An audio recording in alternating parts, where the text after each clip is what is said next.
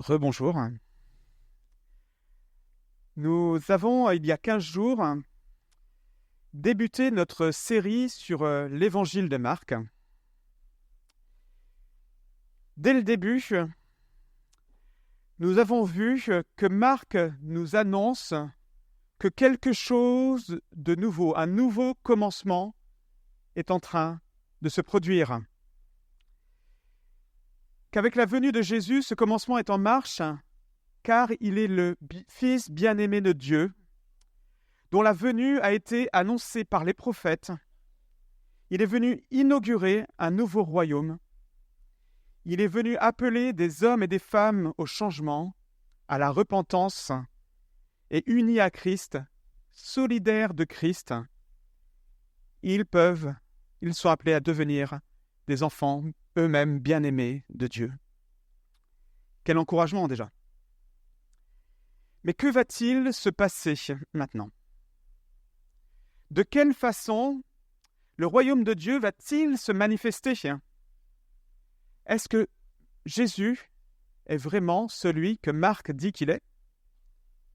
Comment peut-il en être si certain?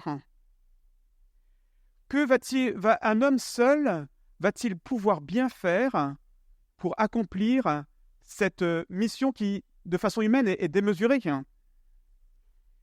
C'est notamment à ces questions que la suite de l'Évangile, toute la suite de l'Évangile va répondre en relatant la vie, les actes de Jésus. Et je vous invite à lire la suite donc, de la prédication de dimanche dernier. Dans le chapitre 1, nous lirons les versets 16 à 28.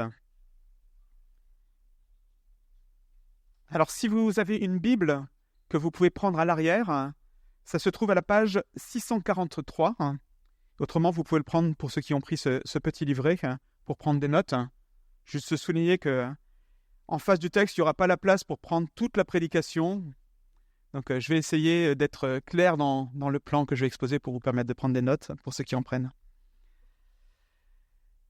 Donc, Marc, chapitre 1, verset 16.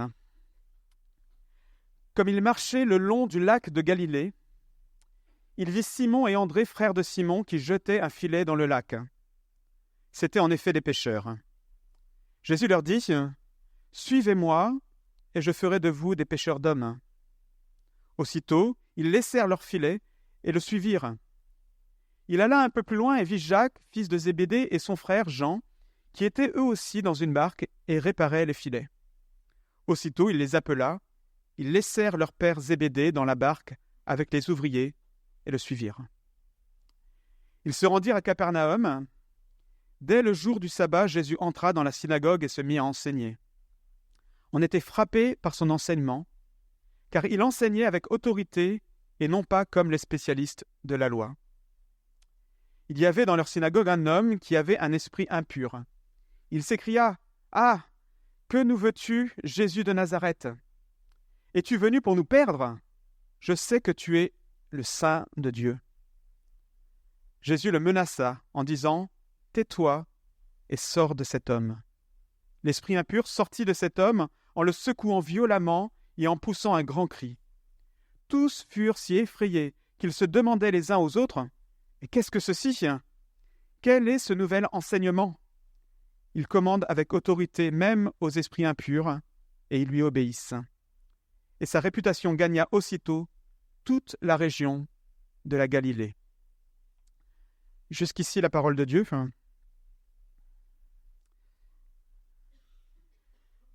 Si nous avons dans les premiers versets eu l'annonce qu'il s'agissait du commencement de l'Évangile et vu le début du ministère, en fin de compte, de Jésus qui marchait, annonçant la parole, nous avons quelque part, en quelque sorte, là, le début du ministère de Simon, de celui qui sera l'apôtre Pierre, qui est probablement à l'origine, avec Marc pour celui qui écrit, à l'origine de cet évangile que nous lisons.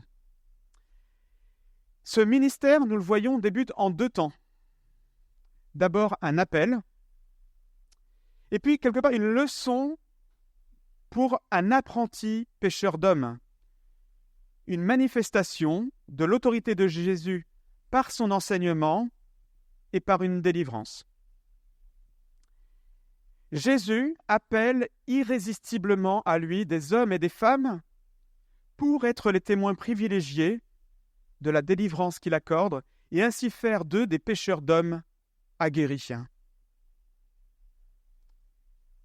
Et si Jésus t'appelait à le suivre, si Jésus t'appelait à le suivre ce matin, imaginez un instant que c'est vous qui êtes dans la barque, en train de pêcher sur le lac de Galilée. Alors on peut essayer de transposer ailleurs. Vous êtes en train de travailler dur. Peut-être que vous êtes en train de réfléchir en même temps que vous travaillez. Vous avez entendu les paroles de cet homme, Jésus, qui prêche partout en Galilée qu'une nouvelle ère va commencer, qu'une révolution est en marche. Le temps est venu pour qu'un royaume où règne la paix, l'amour et la justice est enfin arrivé. Et votre pays vit sous l'occupation de l'Empire romain. Et sans doute seriez-vous tenté de vous dire, mais que pourra bien faire cet homme seul en face des circonstances que nous vivons en ce moment?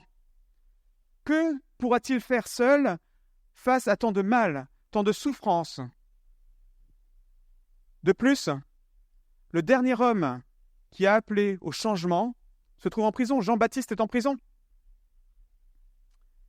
Et tout à coup, alors que vous travaillez, que vous êtes en train de réfléchir peut-être à tout ça, vous apercevez au loin ce Jésus qui commence à s'adresser à vous et à vous crier « Hé, Simon, viens et suis-moi » Et si vous êtes chrétien et que vous connaissez déjà la suite de l'Évangile, essayez peut-être de faire table rase de tout ce que vous connaissez de Jésus. Quelle réponse, alors que vous êtes dans vos pensées, dans ces circonstances-là, apporteriez-vous à Jésus? Si Jésus t'appelait ce matin, alors que tu es dans ces circonstances-là. Pourquoi moi?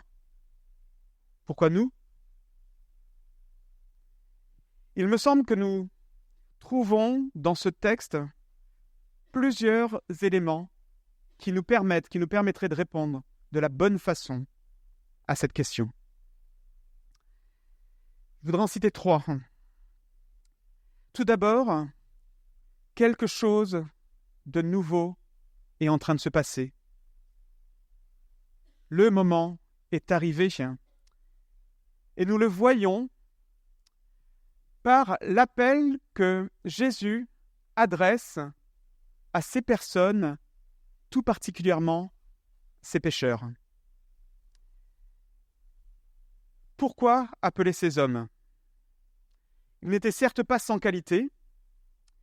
Par leur métier, ils devaient savoir faire preuve de courage, sans doute de persévérance, ce n'est pas un métier facile, de patience. Des fois, à la pêche, il faut être patient pour attraper les poissons. Et pourtant, malgré ces qualités, sachant que c'est des pêcheurs, quel RH du 440 aujourd'hui choisirait ces hommes pour être les chefs de file, les porte-paroles, les représentants de leur entreprise? Le fait que Jésus choisisse particulièrement ces personnes pour être les prédicateurs, les porte-paroles de son royaume, annonce que ce royaume ne sera pas construit sur les bases, du mérite, des capacités humaines, mais sur le choix de celui qui appelle des hommes et des femmes et qui les rend lui-même capables d'accomplir la mission qu'il leur confie. Et c'est d'ailleurs ce que Jésus dit quand il s'adresse à Simon et André, il dit « Je ferai de vous ». Aucune condition préalable à ça, si ce n'est que celle de suivre Jésus-Christ. Pour devenir pécheurs d'hommes, chargés d'exfiltrer des hommes et des femmes captifs d'un monde de ténèbres, embourbés dans leurs péchés, et les conduire dans le royaume de lumière du Fils bien-aimé, c'est Jésus qui se charge de former les personnes et de les rendre capables. Et cela change complètement avec ce que le monde envisage. Quelque chose de nouveau est en train de se passer. De plus, non seulement ils ne sont pas choisis sur la base de leur capacité, mais ils deviennent, en suivant Christ, les premiers citoyens du nouveau royaume inauguré par Jésus-Christ.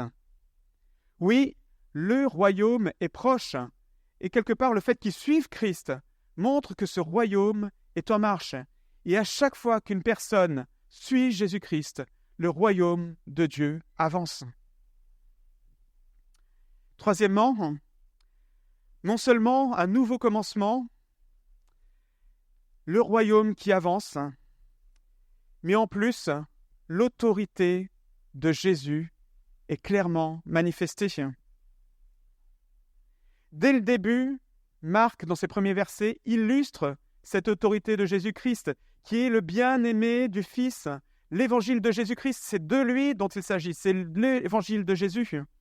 Il est l'accomplissement de toutes les promesses que les prophètes ont annoncées. Il est donc revêtu de l'autorité du Père. Il a manifesté son autorité sur le diable en étant vainqueur de la tentation dans le désert.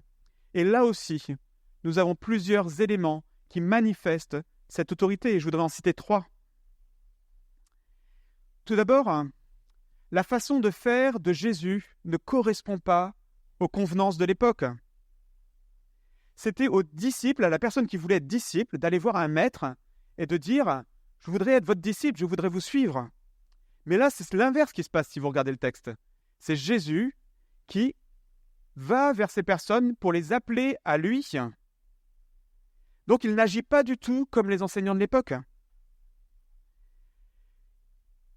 De plus, il ne demande pas aux personnes de venir. Il leur ordonne « Suis-moi ». C'est en fait ce que faisaient les prophètes de l'Ancien Testament. Ils avertissaient le peuple, mais en plus, ils les enjoignaient à revenir à Dieu. Par la bouche de ces prophètes, Dieu ordonnait à son peuple « Revenez à moi ». Et Jésus dit « Suivez-moi. Venez à moi, venez à ma suite ». Jésus est le Seigneur, il est le roi, il est Dieu. Il a toute autorité pour appeler à lui des hommes et des femmes à le suivre. Deuxième manifestation de cette autorité, c'est l'annonce que Jésus va faire des pécheurs d'hommes. Il n'est pas question ici d'une possibilité. Jésus n'exprime aucun doute à ce sujet. Ce n'est pas parce que ce sont des hommes exceptionnels auxquels nous avons affaire, mais c'est parce qu'il s'agit avant tout de Jésus. Avec cette affirmation, il leur dit « Parce que j'ai toute autorité, toutes les capacités pour faire ce que je m'engage à faire et de faire de vous des pécheurs d'hommes, malgré tous vos manquements, votre sale caractère, votre lenteur à comprendre, la dureté de votre cœur, je vais faire de vous des pécheurs d'hommes. » Jésus a les moyens d'accomplir ce qu'il promet. Pourquoi ? Comment en être certain ? Parce qu'il est Dieu. Ce n'est pas la première fois que l'image du pécheur est utilisée dans la Bible. Et en utilisant cette métaphore, cela nous renvoie à un passage du prophète Jérémie 16, verset 16, où Dieu dit « Je vais envoyer une foule de pécheurs, déclare l'Éternel, et ils pécheront. » C'est Dieu qui envoie ces pécheurs, alors dans le contexte de Jérémie, pour prendre captifs des personnes du peuple d'Israël et les amener en exil à cause de la dureté de leur cœur. Mais c'est Dieu qui envoie ces pécheurs chercher ces hommes et ces femmes. Et là, ce que Jésus annonce, c'est qu'il va envoyer des pécheurs prendre des hommes et des femmes, non pas pour les exiler, mais pour les rendre libres. Mais en annonçant ça, que c'est Jésus qui appelle, Jésus dit lui-même, « C'est moi qui envoie les pécheurs.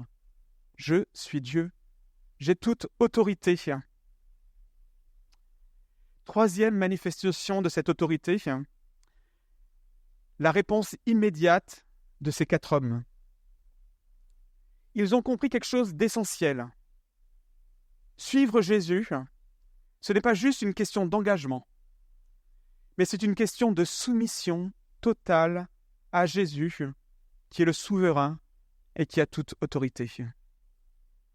À l'appel de Jésus de les suivre, Simon et André laissent tout en plan, immédiatement.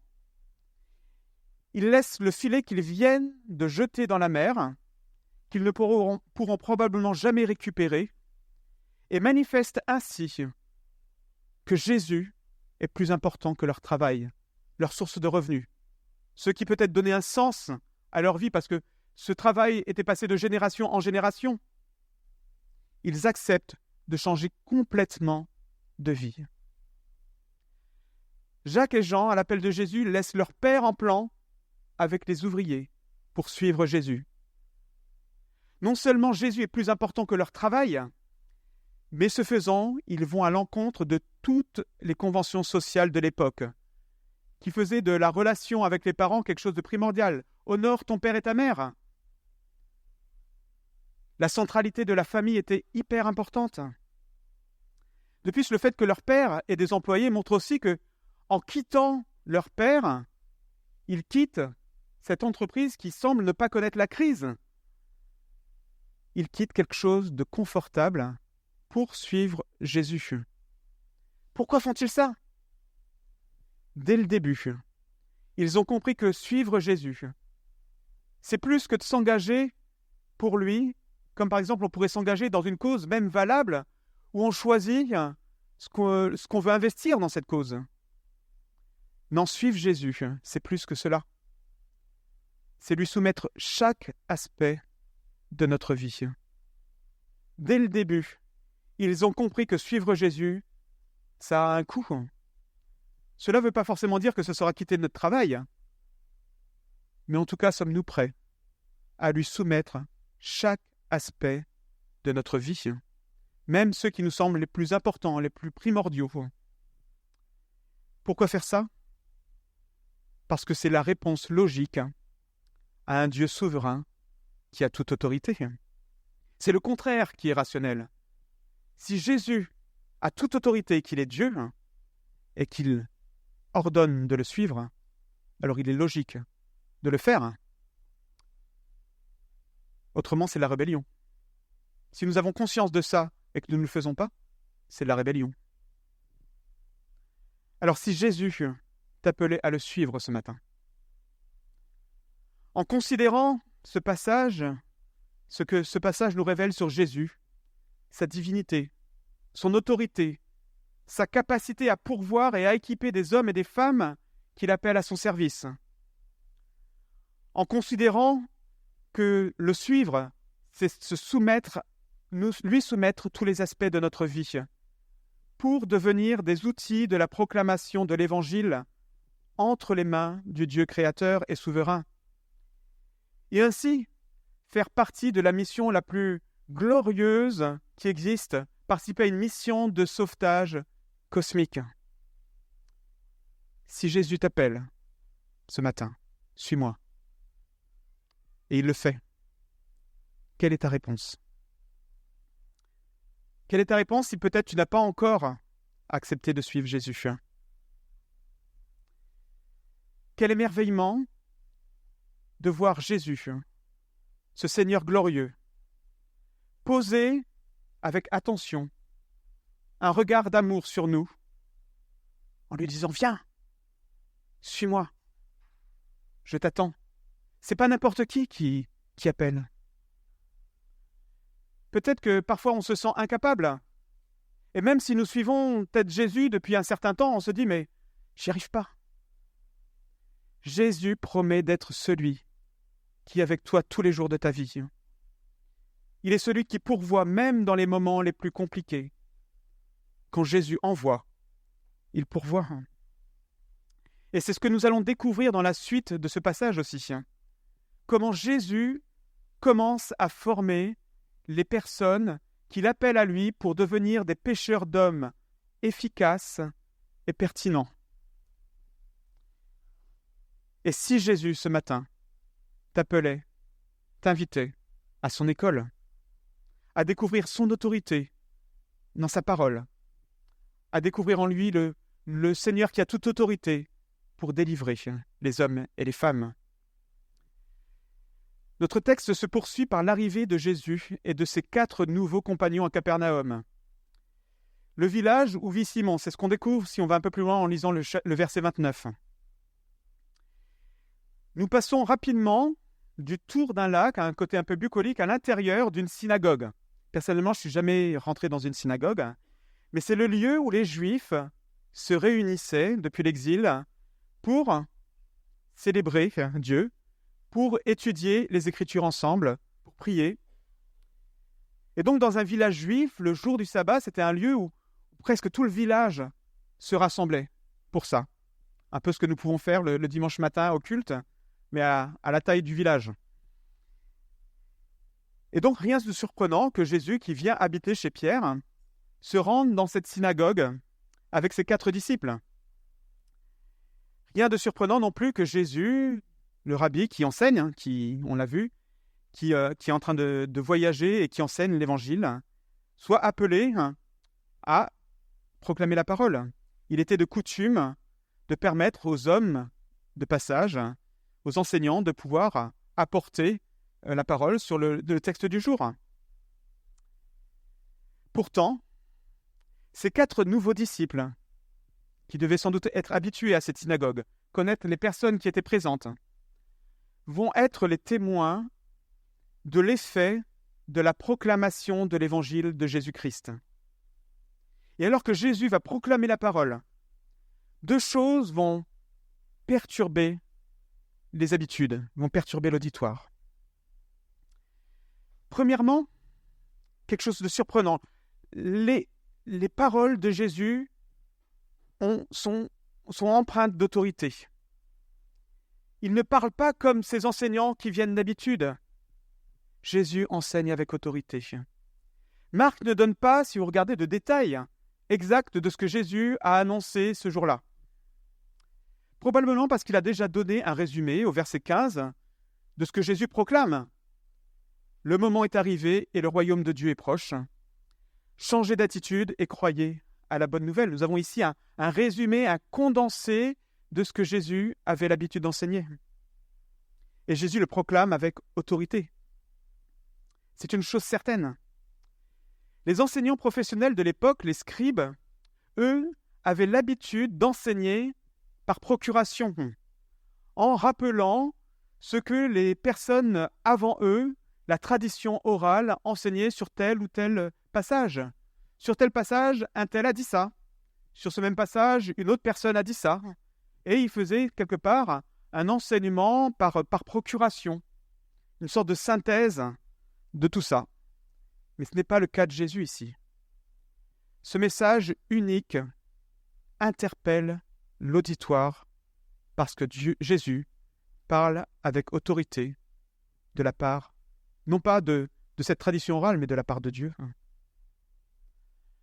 Nous trouvons justement, si vous êtes curieux, quelque chose de plus étoffé de ce que Jésus annonçait, si vous regardez, si vous lisez plus tard, les Sermons sur la montagne, au chapitre 5 et 7 de l'évangile de Matthieu.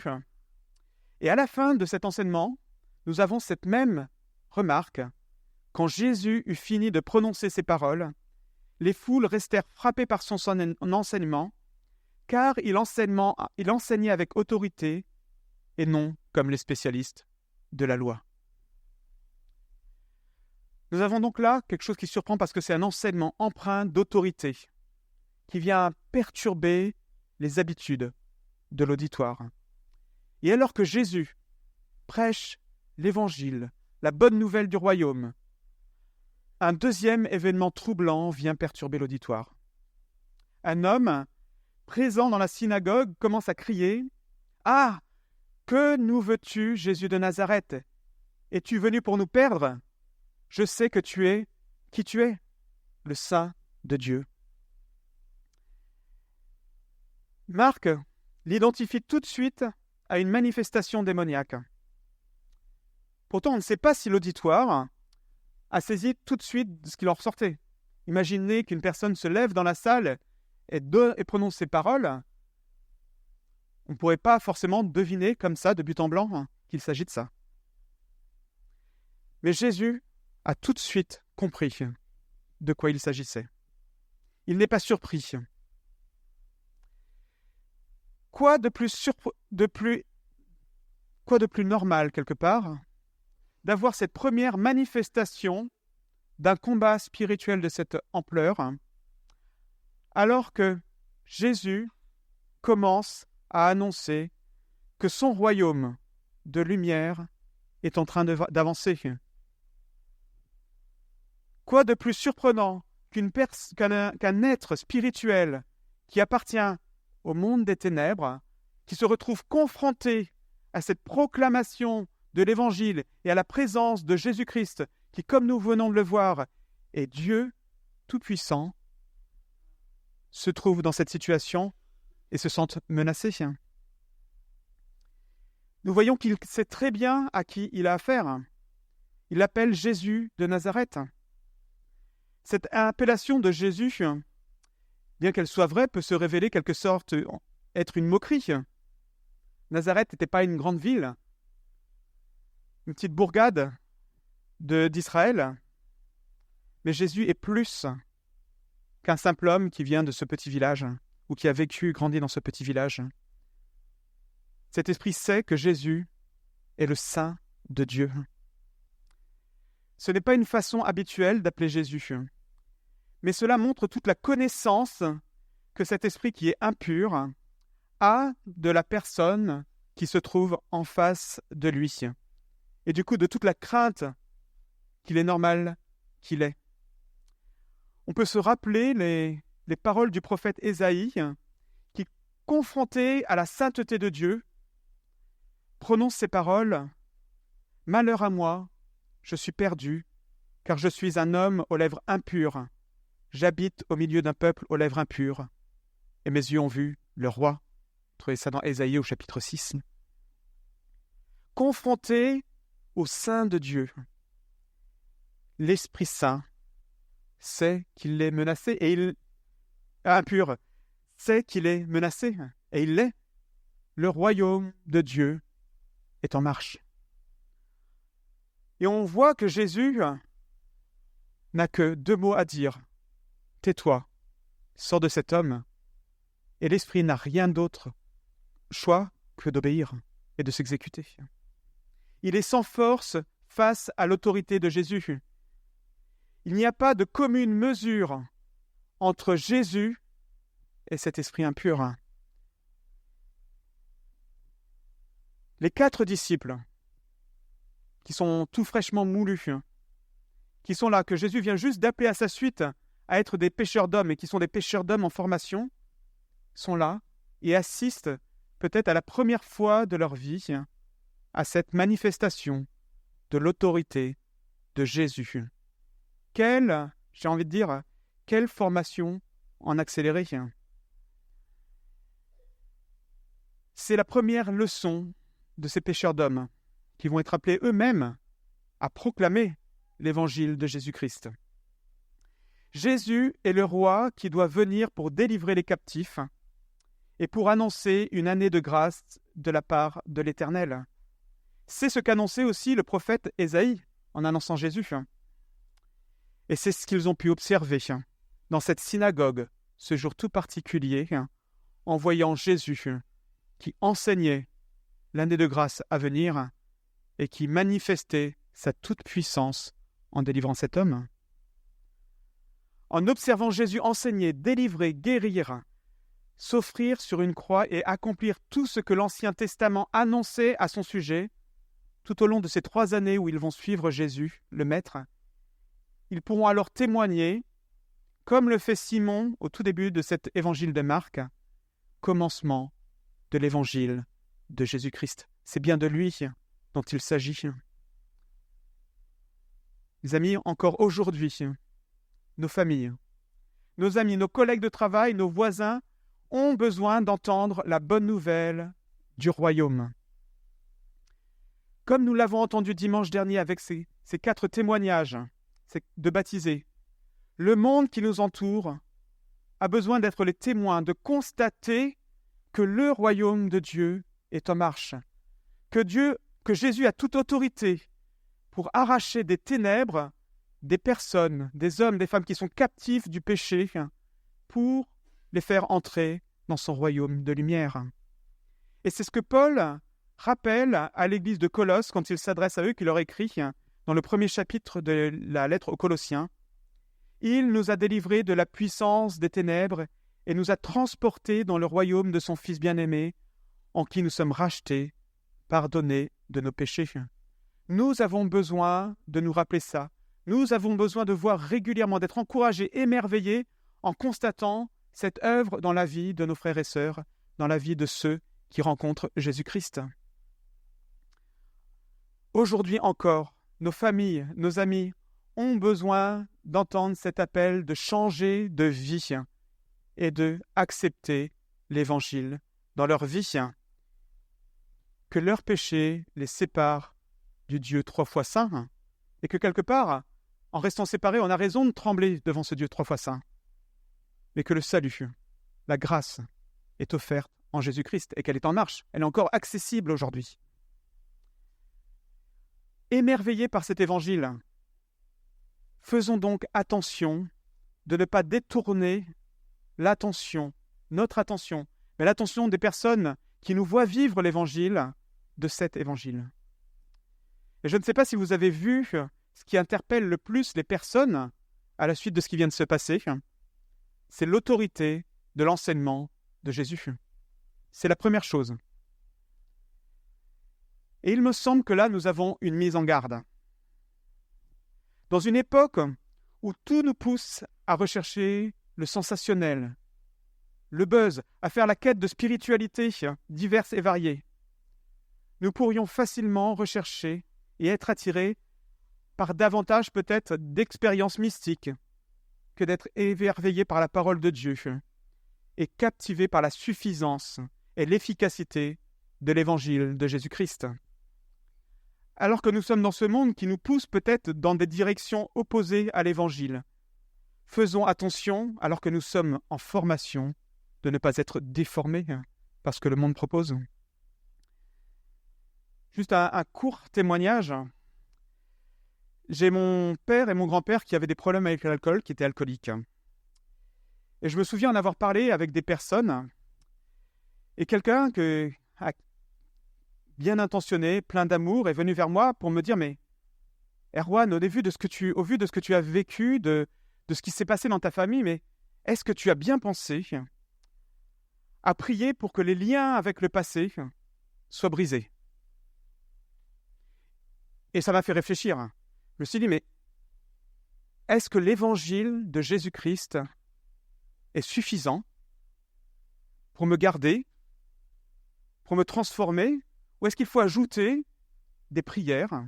Est-ce que je serais passé à côté de quelque chose ? Soyons clairs.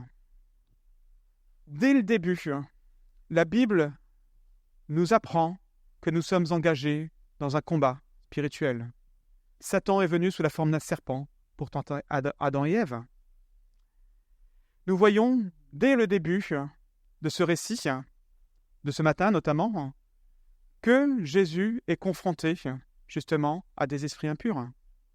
Nous allons le voir au cours de notre passage, de notre parcours sur l'évangile de Marc, que ce n'est pas la seule fois. Nous pourrions, nous aussi, être confrontés à ce genre de situation, alors que nous proclamons l'évangile de Jésus-Christ. Il faut en être conscient. Mais il faut aussi comprendre le contexte aussi particulier dans lequel se passent ces événements. Jésus vient d'arriver sur terre. Le royaume de Dieu est en marche. Pour prendre l'image de la Deuxième Guerre mondiale, Jésus a débarqué. Et quelque part, il est normal que les combats fassent rage et soient particulièrement intenses. C'est une période particulière de l'histoire du salut. Et nous le voyons aussi plus tard, même l'Église naissante va être confrontée régulièrement à ce genre de situation. L'Église naissante va naître justement dans un contexte où les hommes et les femmes adoreront d'autres dieux, auront des pratiques de magie, se livreront à l'idolâtrie. Et vous pouvez découvrir tout ça dans le livre des Actes des Apôtres. Pour autant, que leur annoncent les apôtres, ceux qui proclament ? il leur annonce l'évangile de Jésus-Christ, la suffisance de l'évangile de Jésus-Christ. Il proclamait que le moment était arrivé, qu'il fallait changer et accepter l'évangile. Ils encourageaient les chrétiens à renoncer à vivre par la chair, mais à vivre par l'esprit. Dans l'épître aux Galates, Paul encourage donc les chrétiens de cette église en leur disant « Je vous dis donc ceci, menez votre vie dans la dépendance du Saint-Esprit, et vous n'obéirez pas aux désirs qui animent l'homme livré à lui-même. » De quoi Paul parle-t-il?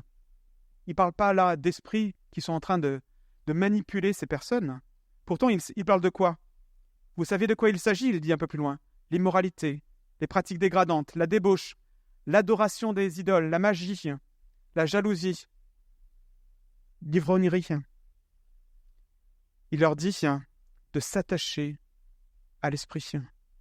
Il leur dit, le fruit de l'esprit, c'est l'amour, la joie, la paix, la patience, l'amabilité, la bonté, la fidélité, la douceur, la maîtrise de soi. Ce que Paul demande aux chrétiens n'est pas de se mettre sous une protection particulière en faisant une prière spéciale, en accomplissant un rite spécial, mais de vivre cette dépendance à l'esprit. En d'autres termes, de rester toujours plus attaché à Jésus-Christ, lui qui a toute autorité, lui qui est le Dieu 3 fois saint, face à qui personne ne peut résister. Je voudrais conclure, Jésus appelle irrésistiblement à lui, encore aujourd'hui. Des hommes et des femmes pour être les témoins privilégiés de la délivrance que l'évangile de Jésus-Christ accorde, et ainsi faire d'eux des pécheurs d'hommes aguerris. Nous sommes les témoins, au travers de ce récit, de l'avancée de la victoire irrésistible du royaume de Dieu. Le roi avance, le royaume de Dieu se déploie. Et ce sera le cas tout au long de cette série de l'évangile de Marc, où nous allons avec les disciples suivre pas à pas Jésus victorieux jusqu'à la croix. Comme les disciples, nous sommes appelés à cette suivance dans l'optique d'être enseignés, d'être formés pour devenir des pécheurs d'hommes mieux formés. À lui toute la gloire, je voudrais prier. Seigneur, je te remercie parce que encore aujourd'hui, tu appelles des hommes, des femmes à te suivre, tu nous appelles à te suivre et tu manifestes encore aujourd'hui toute ton autorité, toute ta grandeur dans la vie de ceux et celles que tu appelles à te suivre. Merci parce que cela ne dépend pas de nous, mais que cela dépend de toi, qui as tout pouvoir. Donne-nous de toujours plus grandir dans notre dépendance à toi, de pouvoir compter sur toi pour faire face aux dangers qui sont devant nous, dans le service que tu nous demandes. Merci Seigneur pour ta fidélité et ta grâce. Amen.